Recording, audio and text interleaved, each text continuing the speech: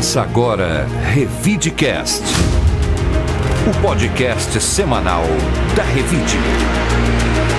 Oferecimento Ribeirão Shopping, sempre muito mais. Olá, eu sou a Bel de Farias, bem-vindo ao nosso Revidecast, o podcast da Revide. Aqui você vai saber tudo o que aconteceu de mais importante na última semana na nossa cidade. Olá, eu sou o Murilo Pinheiro. Vamos começar o nosso podcast desta semana para falar sobre o assunto da vez, as chuvas de janeiro. O estado de São Paulo tem sido castigado por chuvas acima do esperado. O volume de precipitação registrado nos municípios paulistas entre os dias 26 e 31 de janeiro atingiu o volume médio mensal histórico, ou seja, em 6 dias choveu o volume de água normal para todo o mês de janeiro. Segundo os meteorologistas do Climatempo, o aguaceiro ocorre devido à formação de um corredor de umidade conhecido como Zona de Convergência do Atlântico Sul, que favoreceu a formação das nuvens carregadas e a chuva constante sobre o sudeste. Em Ribeirão Preto, a chuva foi quase ininterrupta durante o último final de semana. Quando amanheceu o dia na segunda-feira, dia 31, diversas regiões da cidade registraram pontos de alagamento. Até o Ribeirão Preto, córrego que dá o nome ao município, transbordou.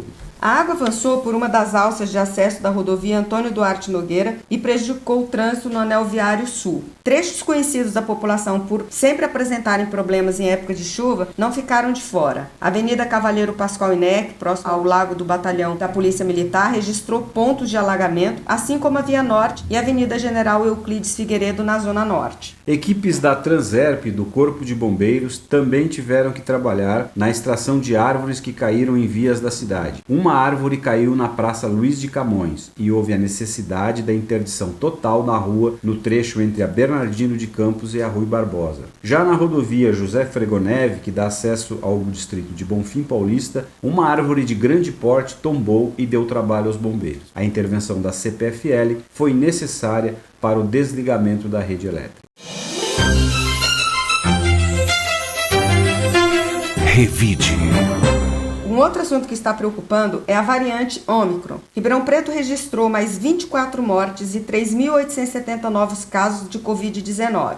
Os dados compartilhados na quarta-feira, dia 2 de fevereiro, correspondem aos resultados de exames divulgados nos últimos 7 dias. Segundo o boletim epidemiológico da Secretaria Municipal da Saúde, desde o início da pandemia, a cidade acumula 133.539 casos da doença e 3.095 mortes. Os óbitos confirmados pelo boletim nesta quarta, dia 2, ocorreram entre os dias 11 e 29 de janeiro. Revide. Uma notícia que deixou muita gente descontente foi o aumento do preço da passagem do transporte coletivo em Ribeirão Preto, que passará de R$ 4,20 para R$ 5. O novo valor entra em vigor no dia 15 de fevereiro. O reajuste foi publicado em um decreto na última terça-feira, dia 1º. Como justificativa para o aumento, a Prefeitura alega que há 3 anos não há reajuste da tarifa de ônibus, além de fatores como a variação do preço de combustível, aumento de 64% entre junho de 2020 e maio de 2021, e a variação do índice de preços de veículos automotores no último ano, 18,25. A Prefeitura ressaltou ainda que a passagem de ônibus em Ribeirão Preto dá ao passageiro o direito de utilizar o transporte coletivo pelo prazo de 2 horas a contar do primeiro embarque. Informou também que os estudantes da rede municipal e estadual cadastrados junto à Transerp continuarão sendo beneficiados com isenção da tarifa e que será mantida a redução tarifária de 50% aos alunos das escolas particulares, cursos técnicos, cursos preparatórios para vestibular e cursos de graduação e pós-graduação. Na Câmara, vereadores se posicionaram contra a medida e ameaçam recorrer na Justiça para barrar o aumento. Murilo, esse assunto foi parar no Judiciário. O que você acha que vai acontecer? Tem alguns vereadores aí, incluindo aí o Marcos Papa e o Lincoln Fernandes, que estão ameaçando recorrer ao judiciário para barrar esse aumento. De qualquer forma, o que está acontecendo é que essa alta inflacionária do que o Brasil assiste, nós estamos gradativamente perdendo a estabilidade econômica com esses sucessivos aumentos de preço. Isso aí está deteriorando a situação econômica do país, com vários agentes econômicos aumentando os preços em disparada com percentuais muito elevados. Vejam que só a tarifa de ônibus em Ribeirão Preto, de uma única vez, aumentou de R$ 4,20 para R$ 5, um aumento de quase 20%.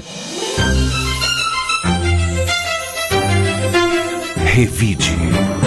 A Super Incubadora de Empresas de Base Tecnológica, localizada no Superaparque de Inovação e Tecnologia em Ribeirão Preto, está selecionando startups para processo de incubação. As inscrições são gratuitas e vão até o dia 23 de fevereiro. Poderão participar empreendedores com projetos inovadores de base tecnológica em processo de validação de ideia ou empresas de base tecnológica em fase inicial de funcionamento. A incubadora no Superaparque tem como objetivo fomentar negócios inovadores de alto valor agregado, sobretudo nas áreas de saúde, biotecnologia, tecnologia da informação e agronegócio, que são vocações científicas e empresariais da região. Empresas de outros segmentos também podem participar do processo seletivo, desde que sejam negócios de base tecnológica.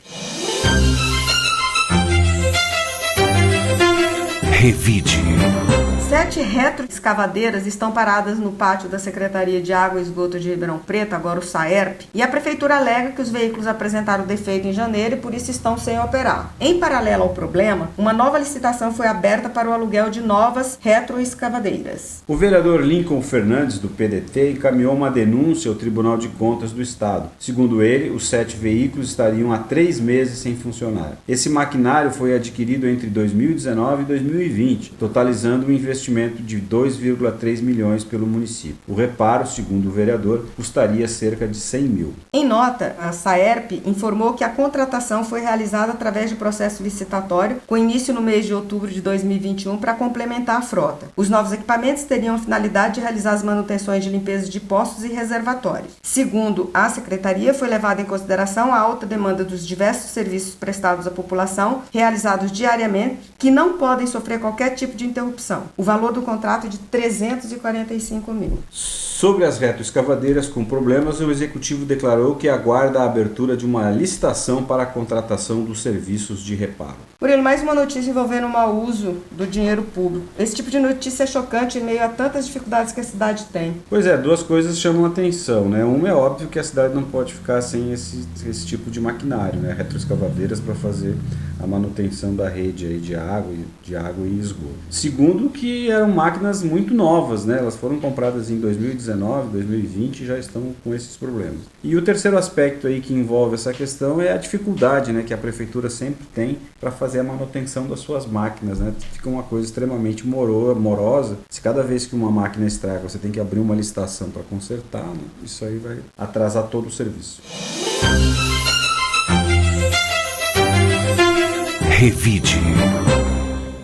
Uma boa notícia para quem precisa foi a ação feita pelo Savenhago, que beneficiou 90 entidades com a campanha de final de ano. A rede de supermercados doou um montante de 285 mil para 90 entidades assistenciais das 17 cidades onde a rede está presente. O valor é resultado do compromisso social da campanha de final de ano, Um Novo Tempo Vai Brilhar, realizada em 2021. A cada 100 cupons depositados na promoção, o Savenhago reverteu o valor de R$3 em doação para essas instituições. Foram impressos 9 milhões e meio de cupons, o que garantiu a doação de mais de 3 mil para cada uma delas. Em Ribeirão Preto, por ter o maior número de lojas, o Savenhago contemplou 10 entidades. Já as demais 16 cidades onde a rede atua tiveram 5 instituições beneficiadas. Segundo o presidente da rede, Chalim Savenhago, a campanha ofereceu mais de 2 milhões em prêmios para os clientes que abraçaram a ideia e permitiu resultados expressivos para, assim, contribuir com as entidades assistenciais. Para o empresário, colaborar com o desenvolvimento da sociedade é também transformar a cidadania. Por exemplo, uma boa estratégia de marketing, estimular o consumo e doar parte das vendas para quem precisa, né? Muito boa essa iniciativa do Savenhago, até porque durante esses últimos 2 anos a gente teve uma diminuição no número de doadores, né, em função das dificuldades econômicas que as pessoas enfrentaram, e por outro lado a pobreza se agravou, né? Mais gente passou a precisar de ajuda, de alimentos. E quando uma empresa grande, né, como é a rede Savenhago, consegue fazer uma doação e ajudar tantas entidades, sem dúvida é uma iniciativa que merece todos os elogios. Revide. E a Paula Zuliani, editora da Revide, vai contar sobre as matérias da edição desta semana, que tem exclusivamente a versão digital. Quais as novidades da edição, Paula? Oi, Bel, Murilo e ouvintes do nosso Revidecast. Nesta semana, nós temos uma entrevista com o consultor Jaime Fabretti Júnior. Ele fala sobre a importância do planejamento estratégico nas empresas. Na editoria Saúde, conversamos com especialistas que alertaram sobre os riscos do cigarro eletrônico. Na gastronomia, mostramos que não é preciso sair aqui de Ribeirão Preto para se deliciar com a culinária típica de diferentes países. E vocês perceberam que eu não falei da capa, né? Pois é, quem vai fazer essa apresentação hoje é um dos nossos convidados. Olá, aqui é Eduardo Cross, presidente do Clube Faixa Branca do Carro Antigo, de Ribeirão Preto. Eu e mais alguns associados do Faixa Branca estamos na edição digital da Revida essa semana, falando da nossa paixão por carros antigos. Foi muito bacana receber a equipe da Revida em nosso clube e o bate-papo foi excelente. Para você conferir o conteúdo, é só acessar o portal Revide. Tá bom? Aproveito para deixar um recado aqui. Para ser um membro do Clube Faixa Branca, não é necessário ter um veículo antigo. Basta gostar dos antigos, que seja carro, moto ou caminhão, fale conosco. Um grande abraço a todos e obrigado aí à Revide e a todos que participaram, os associados. Revide.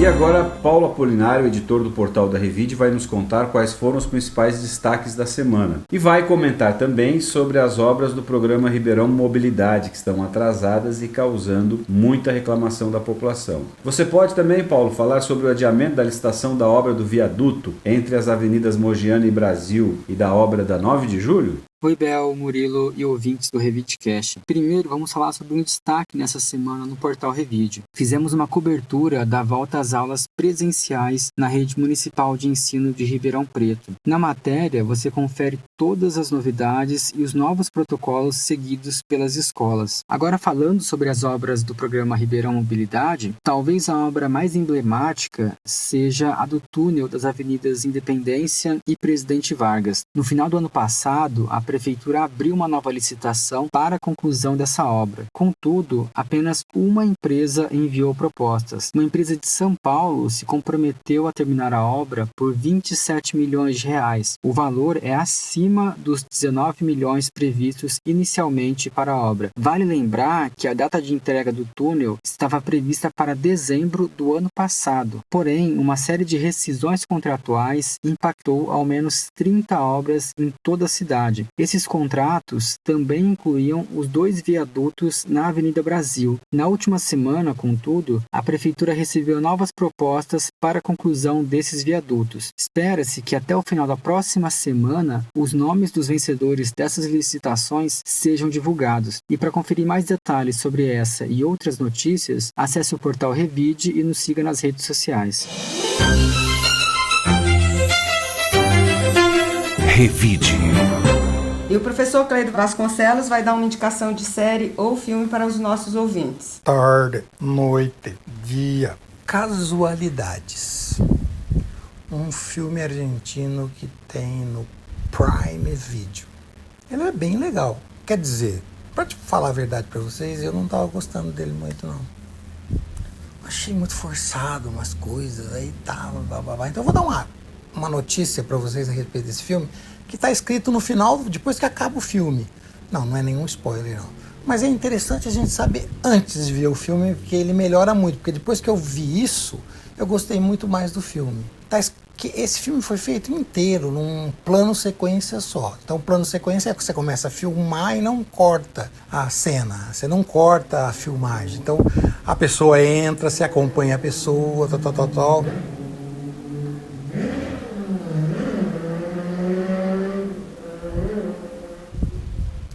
Geralmente,